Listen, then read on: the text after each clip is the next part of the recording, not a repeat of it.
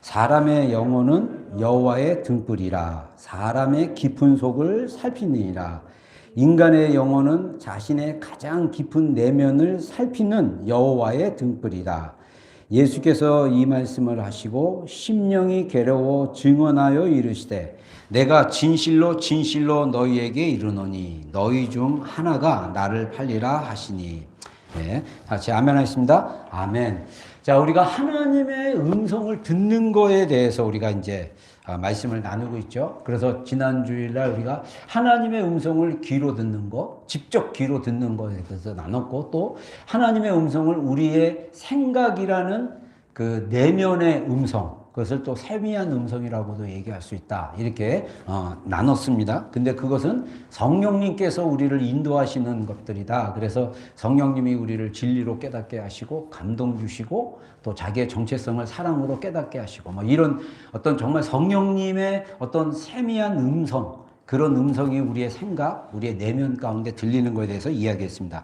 세 번째는 인간의 심령을 통한 하나님의 음성이 있다는 것입니다. 하나님이 우리 인간의 심령을 통해서 역사하고 있다는 것입니다. 그러면 심령이 무엇이냐 했을 때 사실 언어적으로 봤을 때 좀 약간 이 단어 자체가 굉장히 넓은 의미 그리고 깊은 의미를 가지고 있습니다. 그래서 잠언 20장 27절에 사람의 영혼이라고 얘기합니다. 히브리어로 네사마라는 단어인데 이 단어는 호흡, 또 그다음에 숨, 뭐 이런 의미가 있습니다. 또 물론 우리가 창세기 2장에서 하나님께서 아담을 지으시고 그 인간, 흙으로 된 인간 아담의 코에 생기를 불러 넣으셨다 했을 때는 루하우예요. 그래서 원래는 루하우가 우리가 이제 신약에 와서는 성령님에서 푸네마라고도 얘기하는데 이 네세마라는 단어도 히브리 헬라어로 번역이 됐을 때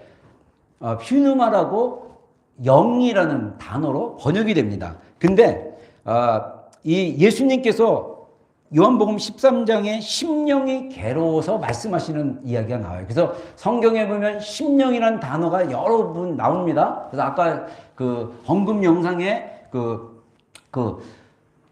이지선 교수 간증 마지막에 이제 마태복음 5장 말씀하시잖아요. 심령이 가난한 자. 그래서 똑같은 이 심령에 대한 이야기가 나와요. 그래서 이 심령이라는 단어가 사실 그 구약 단어로 치면 루하우나 또는 네사마라는 그런 단어로 번역이 된 거예요. 근데 이 번역이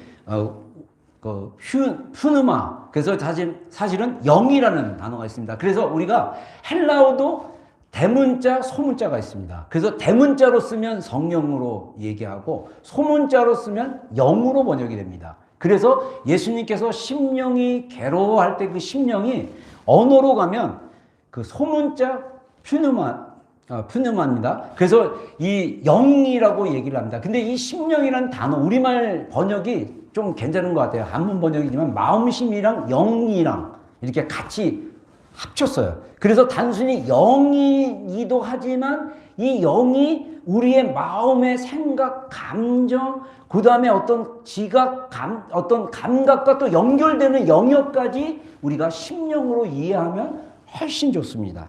그래서 이 단어 심령을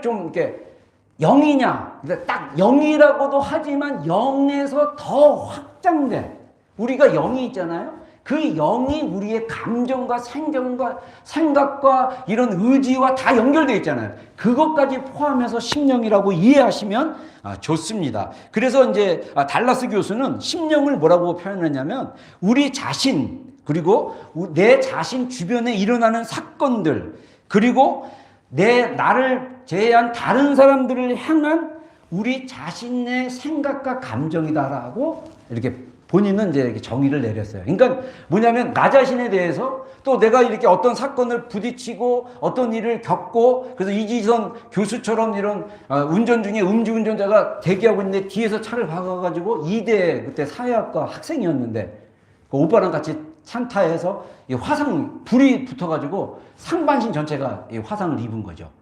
이런 사건들 그리고 또 우리가 사람들을 대하잖아요. 우리 배우자를 대하고 또는 자녀들을 대하고 또 회사 와서 직장인들을 대하고 교회 와서 우리 지체들을 대하고 이 대하는 이 모든 그 대하는 거기 그 향한 이 사람들을 향한 어떤 나의 생각과 감정이 다 심령 안에 포함되어 있다. 이렇게 이해하시면 됩니다. 그래서 하나님께서 인간에게 말씀하시는 주된 그 주관적인 방법이다 라고까지 이야기를 합니다. 주관적인 방법이라는 것은 뭐냐면 하나님의 음성을 듣는 당사자, 하나님께서 심령을 통해서 말씀하시면 이 말씀하신 그 메시지가 나라는 경험과 나라는 생각과 나라는 감정 안에서 들려지기 때문에 주관적이다. 이렇게 이야기할 수 있습니다. 자, 조금 어려우면 나중에 저한테 따로 물어봐 주시기 바랍니다. 우리의 심령을 통해서 말씀하시는 하나님. 자, 우리 고린도전서 2장 11절로 12절 우리 두 절 말씀 읽겠습니다. 시작. 사람의 일을 사람 속에 있는 영 외에 누가 알리요? 이와 같이 하나님의 일도 하나님의 영 외에는 아무도 알지 못하니라.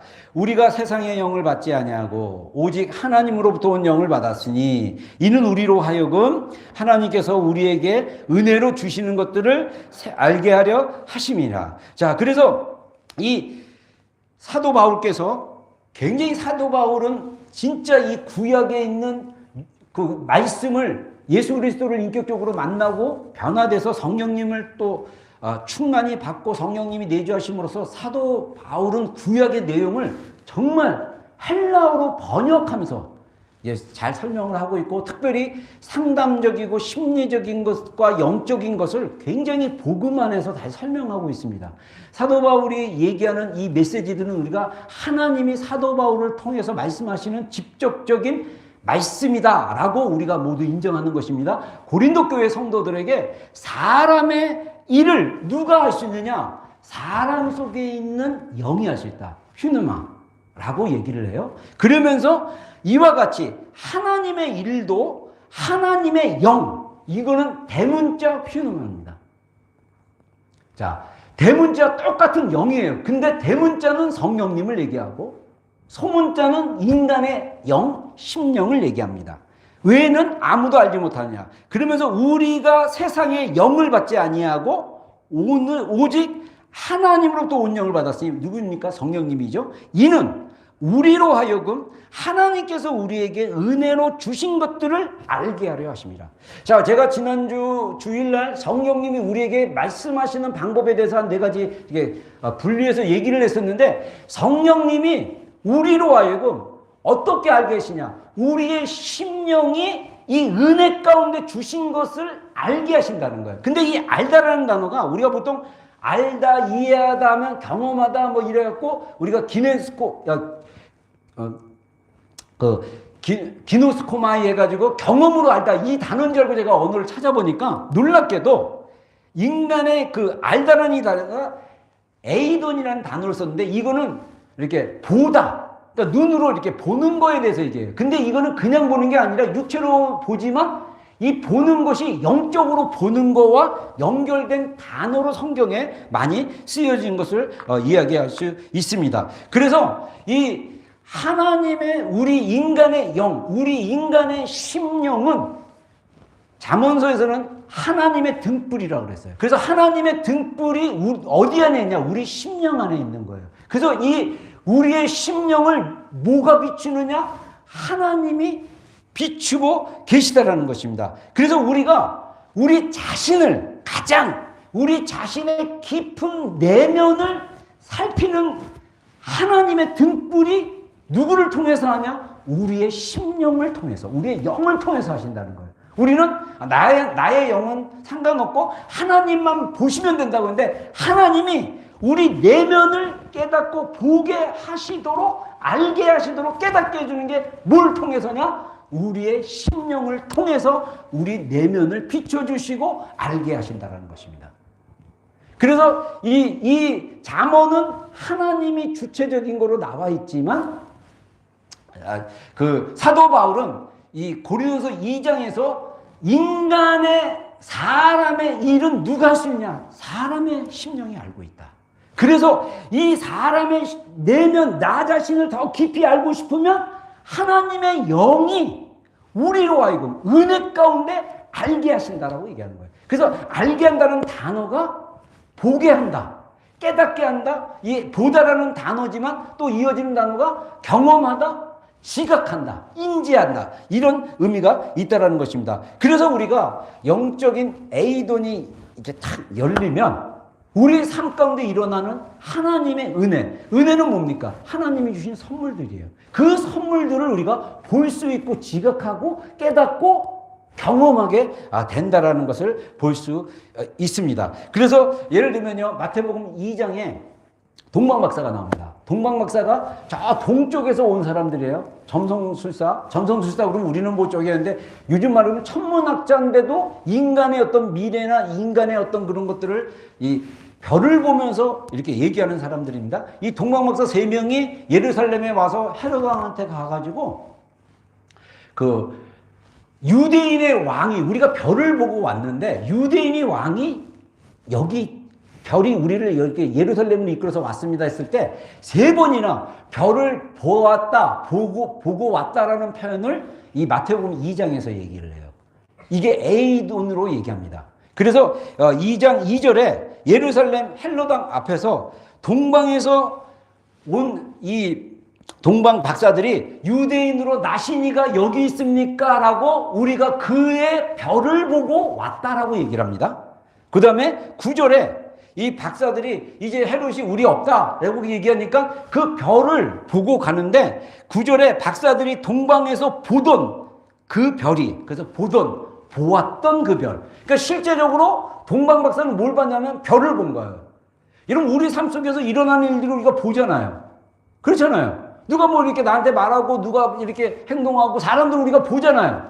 이게 에이돈으로 바뀌면 단순히 이렇게 육체적인 지각, 감각으로 보는 게 아니라 에이돈의 관점으로 보게 되면 느껴지고 알게 되고 깨닫게 되고 이런 것입니다. 그래서 이들은 그 자기들이 별을 관측을 했는데 그 별이 유대인의 왕으로 오신 별이라는 걸 인지하고 깨닫고 그 보던 별을 따라 예루살렘까지 온 거예요. 그러다 예루살렘에 있는 줄 알았더니 그 별이 다시 인도에서 갔더니 예루살렘에서 가까운 베들레헴으로 간 것입니다. 그래서 10절에 그들이 별을 보고 가장 크게 기뻐하더라. 그 별이 베들레헴 이름 없는 마구간을 비춰서 그 동방박사들이 그 별이 거기에 멈춰서 비치고 거기에 계신 아기 예수님을 보고 크게 기뻐하더라 이렇게 얘기합니다. 또 재밌는 사실은 2장에 헬롯이 에이든이라는 단어를 씁니다. 이거는 조금 다르게 나와요. 2장 16절에 보면 헤롯은 어떤 계획을 가졌냐면 자기 유대인의 왕인데 또 다 자기 말고 유대인의 왕이 온다고 생각을 하니까 죽여야겠다 생각을 한 거예요. 정치적 라이벌이니까. 그래서 당신이 그 아기를 만나면 내가 가서 경배하게 하라고 거짓말을 합니다. 그리고 부탁하고 보내요.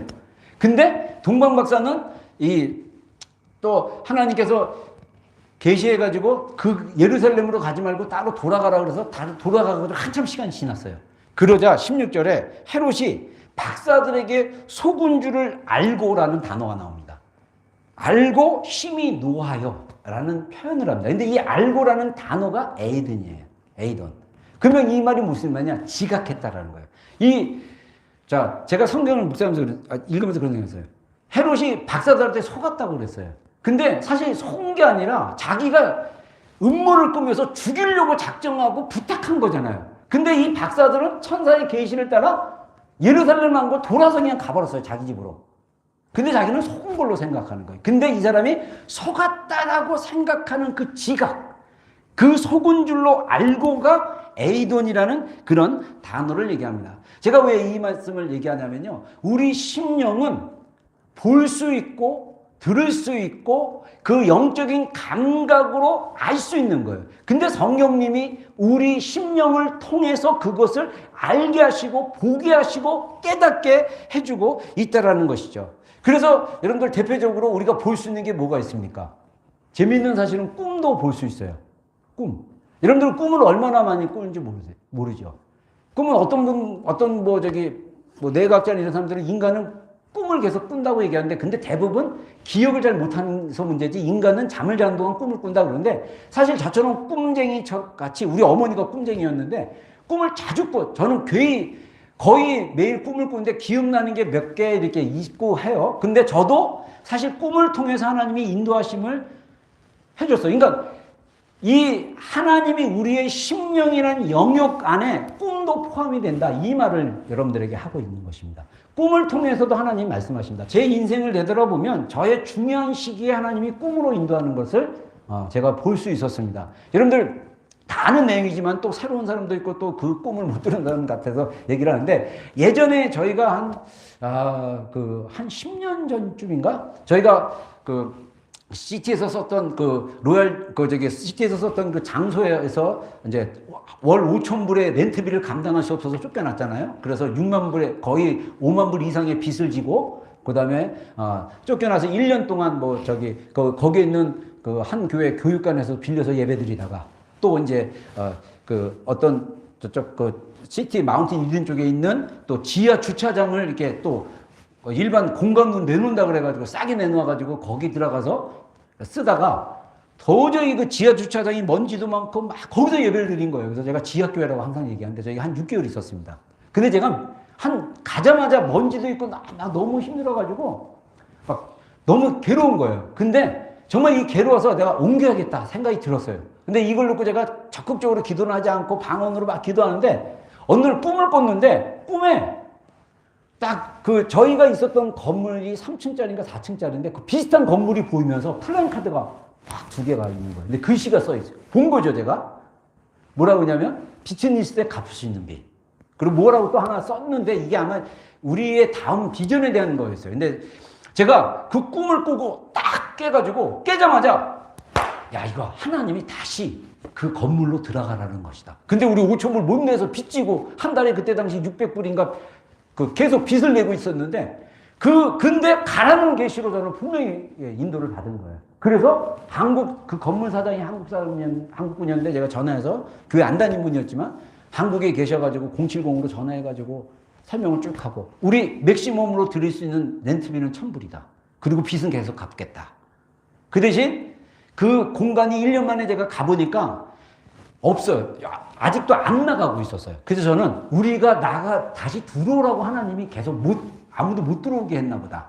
사람들이 되게 장소가 이렇게 카페도 굉장히 오래되고 안 좋긴 했어요. 근데 그래서 제가 이제 사장님한테 얘기하고 그다음에 제가 1,000불도 부족하면 내가 거기서 이제 그 밑에 이제 건강보조식품점 가게가 있었는데 거기 점원으로 20시간 일해서 점원으로 일을 했으니까 렌트비 까달라고 그리고 그다음에 이제 제가 이제 거기 주변에 PC방이 있어가지고 담배 꽁초도 많고 그러니까 제가 청소도 해드리겠다고 그렇게 조건으로 가려고 했더니 일로 20시간 이렇게 하는 거는 아니고 그냥 1,000불 내서 구두 계약으로 우리가 쓰는 동안 만약에 누가 계약해서 들어오면 한 달 노티스 받고 나가고 우리가 나갈 때도 한 달 노티스 하겠습니다. 그런데 6년인가 7년을 거기 있었어요. 다시.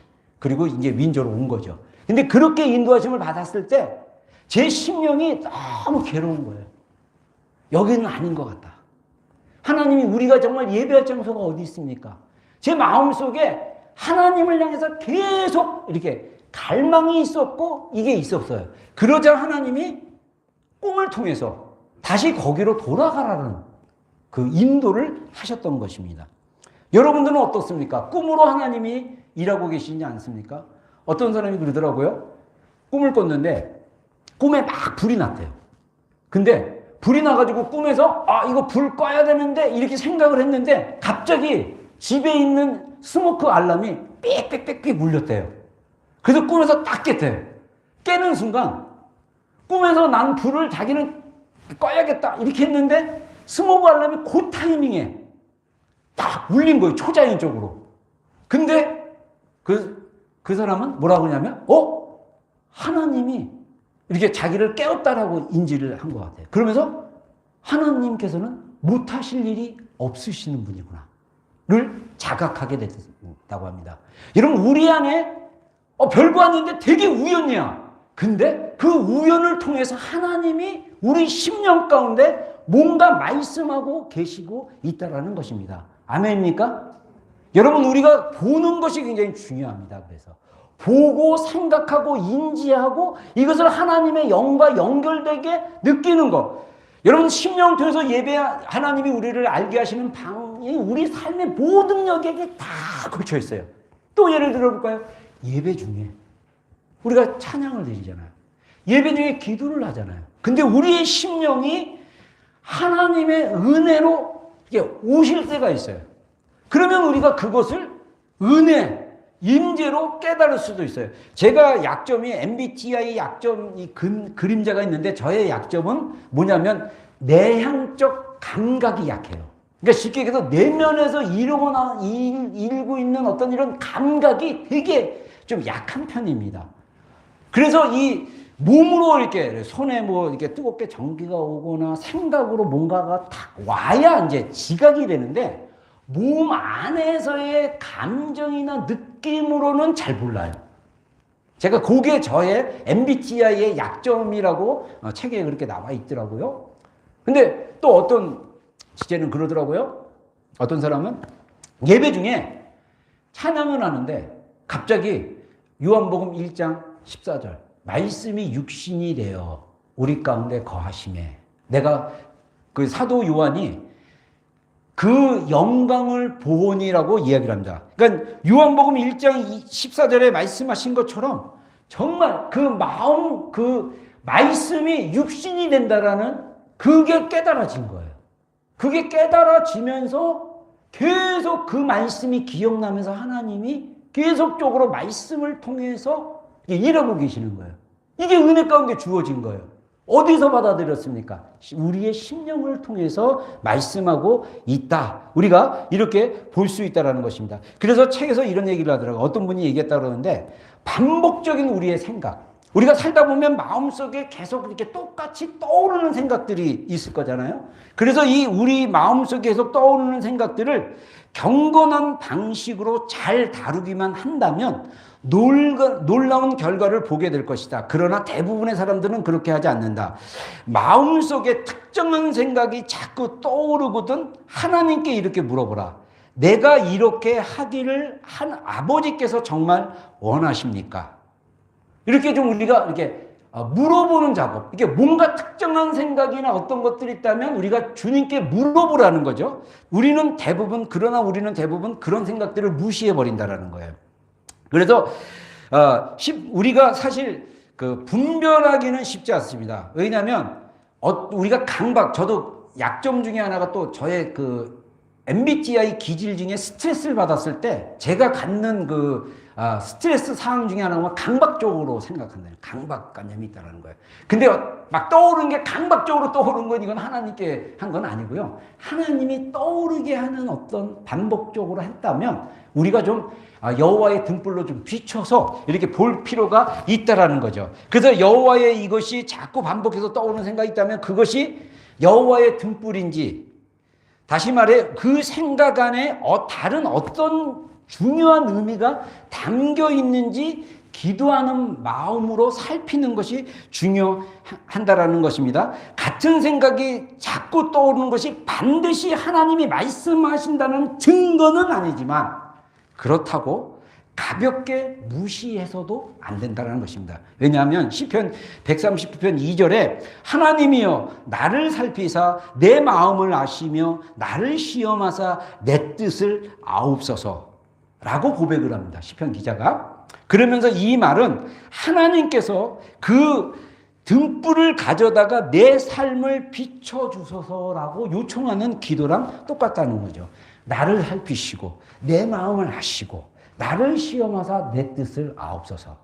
여호와의 등불이 내 안에서 비춰주도록 요청하는 거라는 거죠. 이것은 마치 의사에게 찾아가서 내 몸에 문제가 있는지 체크해달라고 하고 문제가 있다면 좀 치료할 수 있도록 도와달라고 하는 것처럼 우리가 전능하신 하나님께 우리의 생각과 감정을 사용하여 우리가 정말 우리의 심령과 함께 일하시는 그 하나님께 우리의 시각과 말씀으로 우리의 삶을 변화시키고 내 내면을 변화시키게 해달라고 이렇게 나아가는 그런 방식이 될 수 있다라는 것입니다. 그래서 잠언서 말씀처럼 우리의 심령은 하나님의 등불입니다. 그 빛을 통해 우리 자신을 봐야 되고요. 그리고 우리 세상을 그 하나님의 눈으로 보아야 한다는 것입니다. 그래서 우리 행동의 우리의 자신의 행동과 뜻, 주변 환경에 대한 인식 자체가 하나님의 시각이 스며들기 시작하면 우리는 마치 저녁 테이블에 음식을 다 갖다 놨는데 등불을 켜면 그 음식이 어디에 있고 무엇인지 깨달아가는 것처럼 우리가 하나님의 등불, 우리 안에 있는 심령 가운데 비춰주는 하나님의 등불을 통해서 우리 인생 가운데 하나님의 시각으로 볼 수 있는 분별력, 안목이 생긴다는 것을 우리가 볼 수 있다는 것입니다. 그래서 정말 일상 속에서 하나님의 시각으로 분명히 볼 수 있는 그것을 하나님이 원하시는 거예요. 그러려면 우리의 심령이 세상 것이 많이 정복해 있고 세상으로 많이 우리의 생각과 우리의 감정과 우리의 뜻과 이런 것들이 자꾸 세상에 매몰되기 시작하면 하나님이 우리 가운데 말씀하신 것이 들리지도 않고 마치 전파가 이 하나님의 그 주파수로 전파가 막 들어와야 되는데 그게 안 들어오지고 방해 전파가 우리 인생에 많은 것처럼 이렇게 하나님의 이 말씀하심을 듣지 못하는 경우가 꽤 많습니다. 그래서 여러분들 우리 하나님께서 우리에게 심령을 통해서 정말 너무 넓은 부분에 말씀하고 계셔요. 그러기 위해서는 우리가 정말 은혜 안에서 자라가는 게 굉장히 중요합니다. 베드로후서 3장 18절 우리 한 목소리 읽겠습니다. 시작.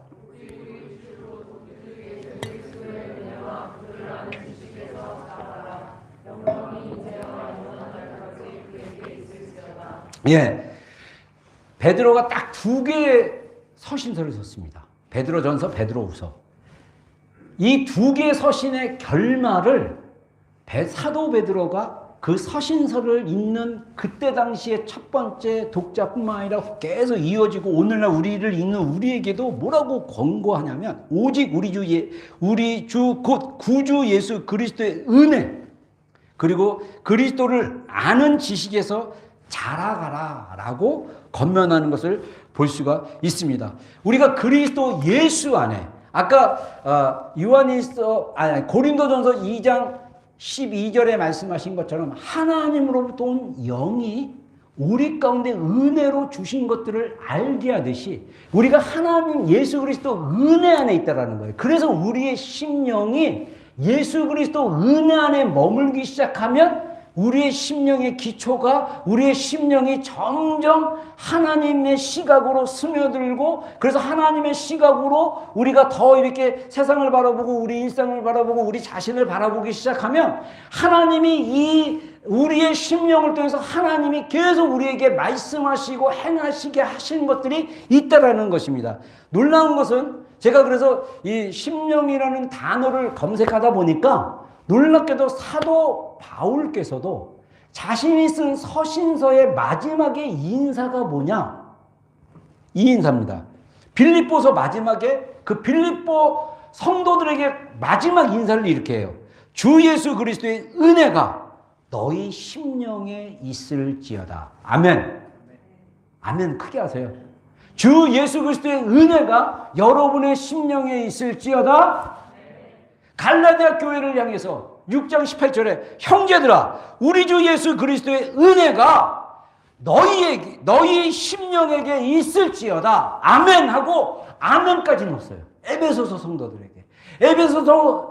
갈라디아서 성도들에게. 갈라디아서 성도들은 특별히 다른 복음에 미혹돼 가지고 정말 성령으로 거듭난 것까지 부인해서 십자가에서 떠나려고 하는 분위기까지 갔던 그런 교회였던 것입니다. 그 교회의 마지막 당부한 것이 무엇입니까? 형제들아 우리 주 예수 그리스도의 은혜가 너희 심령에 있을지어다 하고 아멘까지 동의하는 그런 고백을 한 것을 볼 수가 있습니다. 그리고 사도 바울의 마지막 서신서라고 하는 디모데후서, 가장 아끼고 사랑했던 영적인 아들과 같은 디모데에게, 그 동역자에게 4장 22절에 나는 주께서 너의 심령에 함께 하시기를 바라노니 은혜가 너희와 함께 있을지어다. 이 심령이 뭐와 연결되어 있냐면 은혜로 연결되어 있는 거예요. 그래서 마태복음 5장 3절에 심령이 가난한 자는 복이 있나니 천국이 저희의 것이며, 그러니까 우리의 심령이 가난해진다라는 것은 저는 개인적으로 하나님의 은혜가 우리 안에 넘치잖아요. 그러면 우리가 하나님을 의지하게 돼 있어요. 하나님을 절대적으로 의지하고 하나님을 신뢰하고 따라가게 돼 있습니다. 그러면 우리가 사는 이 땅이 천국에 가서 누리고 경험하게 될 천국을 누릴 수 있다는 것입니다. 여러분, 우리 마음 안에 천국이 있습니다. 아멘. 이게 은혜 안에서 볼 수 있고 깨달아지고 알게 되는 것이 중요하다는 것입니다. 그래서 여러분들, 제가 다시 한번 여러분들에게 강조하는데, 우리의 은혜의 깊이는 말씀을 통해서 경험되는 것보다 그 어떤 깊이를 할 수가 없어요. 왜냐? 여러분, 제가 예전에 모교회에서, 동서울 침례교회에서 사역했을 때, 학생부 처음 사역했을 때 우리 학생부 엄청 기도 많이 했고요. 그때 당시 한국 전체적인 분위기가 성령님의 어떤 그런 충만한 은혜의 그 일들이 굉장히 있었어요. 우리 수련회 가서 막 그냥 영적으로 애들이 머리 위에 불 붙는 것도 제가 보게 되고, 그리고 아이들이 교회에서 토요일 날 저녁에 막 금요일 날인가요? 수요일 날 아무튼 지들이 모여가지고, 내가 그 수련회 끝나고 학생부 애들한테, 야, 너희들 그냥 다 교회 근처에 사니까 교회 그 지하실에 우리 예배당이 있는데, 철야 예배하는 예배당이 있는데, 거기 와서 그 교회 예배당에 그 사택의 집사님들, 사찰 집사님이 있으니까 그 문이 항상 열려 있거든요. 그러니까 그 문에 와가지고 그냥 학교 끝나면 왔다가 그냥 그 지하실에서 기도하고 이렇게 가라. 이렇게 알려줬더니 아이들이 기도하고 막 모이기 시작하면서 환상을 보고 막 그냥 별의별 막 비전을 막 봐요. 그리고 보는 것도 비전이에요. 저도 사실 마음의 그림으로 기도하다가 이렇게 몇 가지 보고 막 그랬는데, 그랬는데 어떤 애는 자기 몸이 이렇게 쫙 잘라가지고 천국으로 올라가고, 막 그때 내가 본 천국이라고 막 책이 막 유행할 때인데, 거기서 얘기하는 내용과 비슷한 경험을 한 거예요. 애가 중학교 1학년인가 2학년 애가. 그래서 제가 대전에서 막 신학 공부하면요, 자꾸 그냥 연락이 와가지고, 그때 핸드폰도 없던 시대인데 자꾸 기숙사로 전화 와가지고, 막 학생부장 집사님 부인 되는 지금 권사님이죠. 그 권사님이 전화 와가지고, 전도사님 지금 뭐 교회에서 이런 일이 있었어요. 이런 일이 있었어요. 빨리 오셔야 될 것 같아요. 막 진짜 영적인 체험들을 어마어마하게 했어요. 근데 그게 그 아이들로 하여금 하나님 안에서 자라가고 하나님과의 깊은 교제 가운데 갖게 하지는 않더라고요. 근데 우리가 하나님의 은혜 안에 자라갈 수 있는 가장 강력한 능력은 뭐냐면, 말씀이 육신이 되는 것처럼, 요한복음 말씀처럼 말씀이 육신이 되는 것처럼, 우리가 그 말씀이신 예수님이 인간의 몸으로 온 것을 사도 요한은 우리가 그의 영광을 보니 은혜 위에 은혜로라고 고백을 합니다. 여러분, 실제로 예수님을 보는 것처럼 말씀이 우리 안에서 경험되어지는 것, 이게 진짜 은혜 안에서 자라가는 가장 확실한 방법입니다. 예수님께서 이런 말씀을 했어요. 요한복음 6장 63절에 살리는 것은 영이니, 여기서 영은 성령이십니다. 우리를 살리신 분은 성령님이에요. 육은 무익하니라. 내가 너희에게 이르는 말은, 레마를 얘기합니다. 레마 말은 영이요 생명이라. 그래서 예수님이 내가 너희에게 지금 말을 하고 있는데 이게 너희에게 생명이고 영이라고 한다. 이건 퓨누마입니다. 심령을 얘기하는 거예요. 그러니까 우리가 예수님의 말씀, 이 레마의 말씀으로 받아들이기 시작한다면 우리가 은혜 안에서 자라가기 시작하는 것입니다. 그래서 레마와 성경, 헬라어 성경을 우리가 이제 신약 성경을 피면 말씀이라는 말, 그리고 말이라는 말이 쭉 나오는데, 예수님께서 하신 말씀, 하나님께서 하신 말씀, 이런 말씀이 로고스라는 단어가 있고, 헬라어로 레마라는 단어가 있어요. 그래서 요한복음 1장에 태초에 말씀이 계시니라. 이 말씀이 하나님과 함께 계시니 이 말씀은 하나님이시라. 그래서 이 말씀을 통해서 모든 만물이 창조됐다. 여기서 말씀은 로고스입니다. 이 로고스는 기록된 말씀, 하나님이 창조하실 때, 세상을 창조할 때 쓴 말씀, 그 말씀이에요. 근데 레마라고 표현되는 말씀은 다 뭐와 연결되냐면, 그 개인이 그 말씀을 통해서 경험하는 것과 연관되어 있다는 것입니다. 그래서 요한복음 6장에 60절 중에 이런 구절이 나와요. 그 앞에 예수님께서 나는 하늘에서 내려온 떡이다 그러면서 내 살을 먹고 내 피를 먹어라 막 이랬더니 여러 제자들이 이 말씀이 너무 어렵다라고 얘기를 합니다. 근데 그 말씀이 60절에 제자 중 여럿이 듣고 말하되 이 말씀은 어렵도다. 누가 들을 수 있느냐? 그때 이 말씀은 로고스였어요. 근데 이 로고스로 이 말씀을 예수님이 나는 살아있는 떡이다. 생명의 떡이다. 하면서 얘기를 했는데 이 사람들은 로고스로만 받아들이는 거야. 그러니까 어렵다 그래서 떠났어요. 떠나고 나니까 예수님이 제자들에게 물어보십니다. 너희도 가려느냐? 했더니 베드로가 주여 영생의 말씀이 주께 있사오니 우리가 누구에게 가오리까? 여기서 말씀은 레마입니다. 다시 말해서 베드로는 이미 이 말씀 전인지 후인지 그 마태복음 16장에 보면 가이사라 빌립보 그 광야에서 예수님은 주는 그리스도의 살아계신 하나님이라고 개인적 고백을 했습니다. 그래서 그 고백 위에 예수님께서 내 교회를 세우겠다. 그래서 우리의 교회는 누구의 고백으로 이루어지냐면 주는 그리스도의 살아계신 하나님이라는 고백 위에 세워진 교회가 진짜 교회라는 것입니다. 우리 안에 그런 고백이 레마로 받아졌을 때 베드로가 고백한 것처럼 영생의 말씀이 레마가 여기 있는데 우리가 왜 주를 떠나겠습니까? 하고 고백하는 것을 볼 수가 있습니다. 마태복음 4장에도 예수님께서 광야에서 금식하시고 시험을 받을 때 마귀가 유혹하면서 이 돌을 갖다가 네가 하나님의 아들이면 이 돌을 떡으로 만들어라 했을 때 예수님이 그 마귀에게 말하기를 대답하여 말씀하시기를 사람이 떡으로만 살 것이 아니요 하나님의 입으로 나오는 모든 말씀 레마로 살 것이다 라고 말씀하셔요. 그래서 우리가 이 로고스인 지금 우리가 가지고 있는 성경의 말씀들은 우리가 로고스로 이해합니다. 그래서 이 로고스인 말씀을 우리가 레마로 받아들이고 깨닫고 이것을 누가 하십니까? 성령님이 하시는 거예요. 진리로 우리를 이끌어 주신 분이 성령님입니다. 그래서 예수님이 성령님을 소개할 때 진리의 영이라고 얘기하십니다. 예수님 자신이 진리세요. 그 진리이신 예수님께로 우리를 깨닫고 교제하고 친밀하고 그 다음에 예수님을 닮아갈 수 있도록 인도하신 분이 누구냐? 성령님이에요. 그래서 이 성령님이 우리로 깨닫게 해주셔야 돼요. 여러분 예를 들을게요. 로고스의 대표적인 복음의 말씀이 뭡니까? 요한복음 3장 16절. 다 같이 시작하면 할 수 있겠어요? 자, 한번 해봅시다. 요한복음 3장 16절 시작. 하나님이 세상을 이처럼 사랑하사 독생자를 주셨으니 이는 저를 믿는 자마다 멸망치 않고 영생을 얻게 하려 하심이라. 여기에 복음이 있어요. 근데 이 복음이 우리 안에 레마로 경험돼야 되는 거예요. 레마로 경험되면 세상이 난 거예요.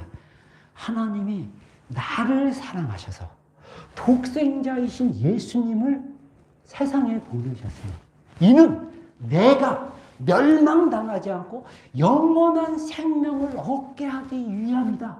할렐루야! 이게 믿어지면 레마인 거예요. 레마. 이 레마의 말씀이 우리 안에 계속 경험되어지기 시작한다면 여러분 우리가 은혜 안에서 자라가기 시작해요. 이 말씀이 실제가 되고 말씀이 나의 생각을 바꾸고 이 말씀이 나를 변화시키기 시작하면 이 은혜가 계속 우리 가운데 자라가는데 그러면 우리의 심령은 하나님의 은혜 안에서 자라가게 돼 있어요. 그러면 우리의 마음이 예수님을 닮는 마음, 예수님의 마음을 본받게 되는 마음. 이 마음은 이것은 무엇입니까? 예수님과 함께 연합되고 연결되는 거예요. 그래서 요한복음 17장에 예수님께서 대제사장적인 기도를 하잖아요. 그 기도 중에 핵심 구절이 사실은 21절입니다. 21절에 예수님이 그래요.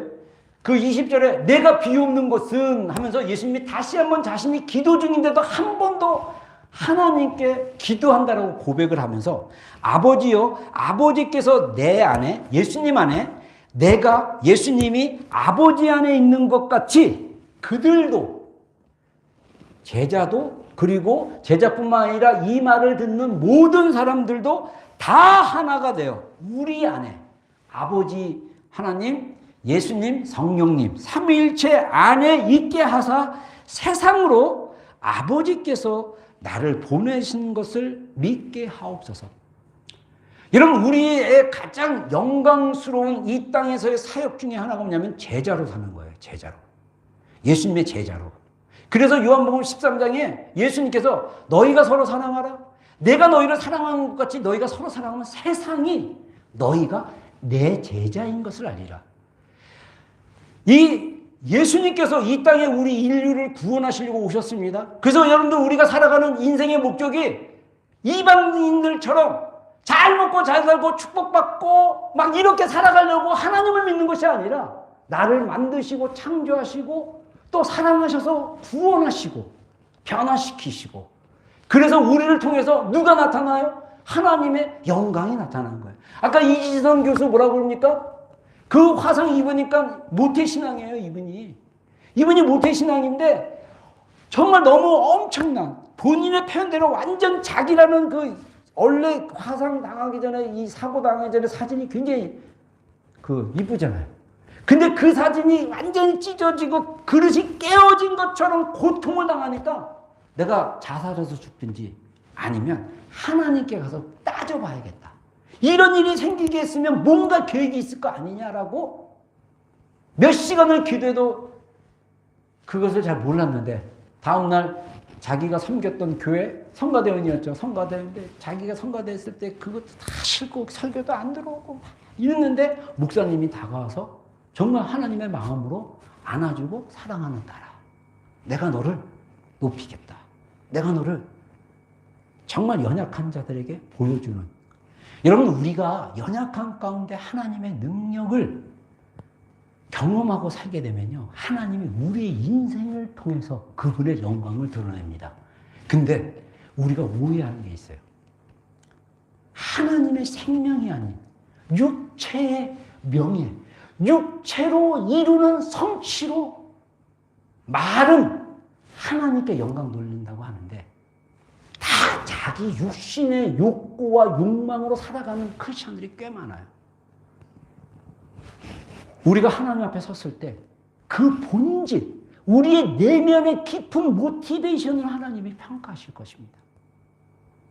여러분, 우리의 마음은요, 진짜 그래서 우리가 정말 하나님의 시각으로 우리의 인생을 보고 애도나고 영적으로 우리가 이것을 분별하고 할 수 있으려면요, 우리 자신을 하나님께 드려지는 작업이 반드시 필요합니다.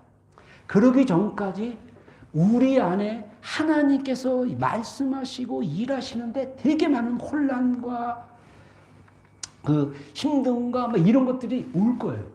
근데 우리 자신이 정말 우리의 인생을 하나님께 드리고, 그거는 그냥 드릴 수가 없어요. 하나님을 사랑하는 그 사랑. 요한복음 13장 16절의 말씀, 하나님이 나를 사랑하셔서 독생자이신 예수님을 보내셔서, 그래서 요한일서에 뭐라고 얘기합니까? 사랑은 여기 있으니, 사랑이 이렇게 하나님의 사랑이 우리에게 이렇게 나타나신 바 되니 로마서, 아들이신 예수님을 이 땅에 보내셔서 희생 제물로 드리시고 우리를 구원하신 거다. 여러분, 이것이 레마로 깨달아지지 않으면 우리 안에 하나님과의 깊은 교제, 하나님의 사랑이 우리의 심령 가운데 차고 넘쳐서 그 사랑으로 감사하고 기뻐하고 하나님의 시각으로 나 자신을 보고, 여러분, 제가 너무 제 자신이 실제로 목회 현장 속에서 영성적으로 같이 상담이나 이렇게 공부를 하면서 발견했던 게, 많은 크리스천들이 자기를 사랑을 못해요. 자기를 용납을 못해요. 제가 예수님을 믿기 전에 제가 저 자신을 너무 초라하게 보고 저 자신을 너무 부정적으로 살아왔던 사람입니다. 그래서 여전히 그 상처, 내가 그렇게 살았던 방식의 일부분의 그것들이 아직 남아있어요. 소멸된 게 아니에요. 제가 우리 가운데 계속 우리 삶 속에 이 틈을 타듯이 그게 남아있어요. 그래서 괴로울 때가 있습니다. 지난 목요일 날 제가 우리 침례교 목사님들, 우리 교단에서 이 키위 목사님들 포함해가지고 목사님들 한 3, 40명 모이는 그 오리엔테이션 시간이 있었어요. 8시 15분부터 4시 반까지. 아침도 먹고 점심도 먹고 티타임도 하고 영어를 다 해야 돼요. 전날 제가 스트레스가 너무 받아가지고 잠도 안 왔어요. 일찍 자야 되는데 일찍 가려면. 피곤한 몸을 갔습니다. 그리고 막 했는데 은혜 가운데 잘 이렇게 우리 또 잘하는 목사님도 같이 그날 온 줄 몰랐는데 와가지고 같이 있고 또 막 저기 남섬에서 올라오신 그 필리핀 목사님이 저를 굉장히 친하게 생각해가지고 계속 말 걸어주고 그래서 잘 못 듣고 그러지만 또 브로큰 잉글리시로 막 얘기하고 막 그랬어요. 은혜 가운데 잘 막 끝나고 막 그랬어요. 마지막에 이제 거의 이제 많은 분들이 갔어요. 이제 한 반 정도밖에 안 남았는데 마오리 출신의 목사님이 나오셔가지고 이제 마오리 말로 이제 그 나눔과 이게 이제 마침에 대한 걸 마오리 말로 이렇게 써 있는데 그거를 이제 30분 정도 하는데 저는 이제 이렇게 뭐 의식하고 끝난 줄 알았더니 다 소감을 얘기하라는 거예요. 근데 제가 소감을 얘기하는데 저는 이제 한국에서 침례교 목사였잖아요. 신학을 공부하고. 그래서 사역자로 살았고, 그거를 너무 길게 얘기한 거야. 한국에서 내가 베프티스 목사였는데 막. 근데 조금 약간 이게 원래 제가 감이 딱 오면 이렇게 피곤하지 않고 그러면 심플하게 딱 영어로도 이렇게 하는데 막 몸이 피곤하고 심령이 고나다 보니까 약간 저의 옛사람의 그 과도한 이게 좀 오버랩 돼가지고 그래갖고 막 얘기했어요. 그리고 나서 했는데 제가 너무 부끄러운 거예요. 바보같이 그거 하지 않아도 되는 말인데 쪽팔려. 근데 갑자기 나도 모르게 옛날에 그 사람들에게 무안받았던 그 내 자신이 실수해서 창피했던 그 수치심이 확 올라오는데 하루 가더라고요. 저녁에 자다가 누웠다가도 내가 왜 그렇게 바보같이. 영어는 잘했어요. 영어는 뭐 문제없이 잘 이렇게 소통을 했는데 갑자기 그게 뛰어오르니까 그렇게 막 아직도 정말 있지만 하루밖에 안 갔습니다. 할렐루야. 여러분 우리가 이 땅에 살면서 이미 하나님의 사랑으로 실수했고 잘못했고 연약하고 불쌍하고 부족하도 그 모습 그대로 하나님이 나를 받아들여 주셨고 하나님이 나를 변화시키시고 있고 하나님이 계속적으로 나를 이끌어가고 계시는 것 이것이 믿어지고 경험되어지고 이것이 나를 변화시키기 시작하면 예전에는 이게 한 달 가고 또 생각날 때마다 괴롭고 고통스럽고 힘들고 수치스럽고 이렇게 살아가면 이게 천국입니까? 지옥이고 괴로운 인생이고 힘든 인생 아닙니까? 여러분 우리의 심령이 복음으로 말씀으로 진짜 저는요 우리의 내적인 음성 우리의 심령 을 통해서 하나님이 정말 우리에게 전해주시고 싶은 강력한 메시지가 뭡니까? 집사라 뭐해라 이건 줄 아세요? 아니에요. 너는 내가 사랑하는 딸이다. 너는 내가 사랑하는 아들이다. 누가 너를 비난하고 누가 너를 룩다운하고 누가 너를 무시해도 너는 그것에 대해서 상처받고 괴롭고 고통받는 존재가 아니다. 여러분 저는 이게 우리가 복음을 내마로 경험한 크리스찬들이 경험해야 될 가장 강력한 메시지가 뭐냐? 나는 정말 사랑하는 존재이구나. 이 사랑에서 우리가 자라가고 있을 수 있다는 것입니다. 그래서 예수님께서 아까 말씀했던 요한복음 17장 21절에 말씀하신 것은 하나님과 성도라는 두 인격체 존재는 연합과 교제를 통해서 예수님의 기도처럼 하나가 되어 우리가 하나님과 하나 되어 서로 안에 거하게 된다.